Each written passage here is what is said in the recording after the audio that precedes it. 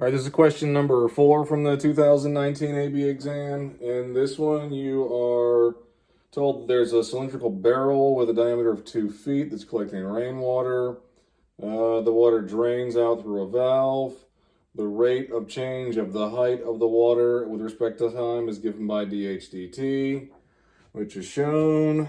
And it tells you that h is measured in feet and time's measured in seconds. Okay, great. And if you didn't know, that's the volume formula of a cylinder, but if you're my student, you should know that. All right, part A. Find the rate of change of the volume in the barrel with respect to time when the height of the water is 4 feet. Indicate units of measure. Okay, so we want the rate of change of the volume, which means we want dV dt. Now, if I derive this guy right here straight up, well, it's like dV dt equals pi times, you got a product rule right there. You'd have like dr dt going on, and you just don't have enough information to plug in.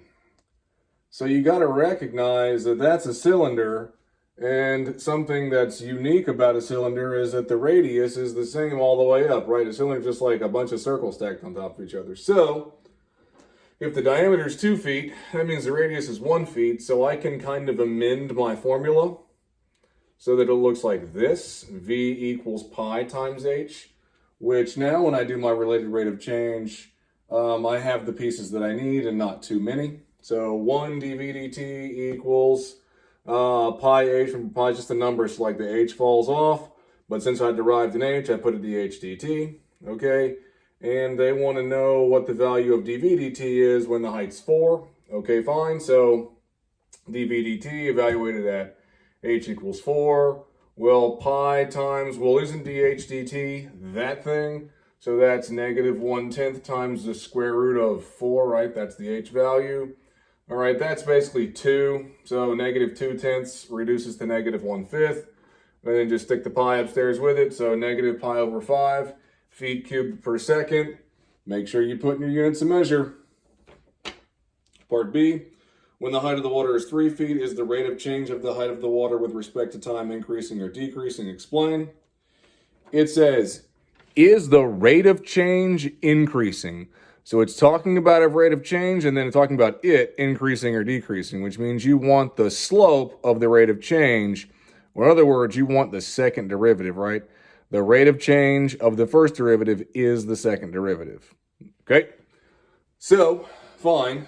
There's the first derivative.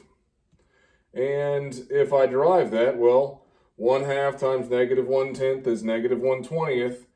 H to the now negative 1/2. I derived an h, so I put a dH dt. Okay, remember the first derivative is always inside the second derivative when you're talking about implicit like this. And so you go ahead and replace this dH dt with what you know that it is. All right, conveniently, like those square root of h's basically cancel. The negatives cancel. 20 times 100 is 1 over is 200, so 1 over 200.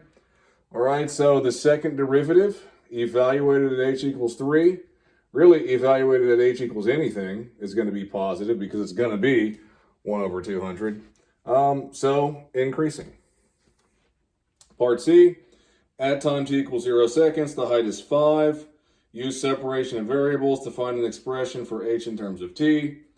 All right, we've done this a million times at this point. You get your h's with your dh's and your t's with your dt's.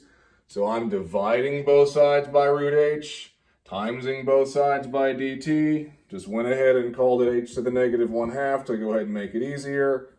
Put your big S's to integrate. There you go. You plug in 0 and 5 to get C, so that's 5 happening right there, right? That's 0, so he's gone. So 2 roots of 5 equals C, basically. So now you just replace C with what you know that it is and start solving for H. So divide everybody by 2, puts me to here. Square both sides, puts me to here. No reason to waste time actually squaring that guy out. That's a sufficient answer, and that's it.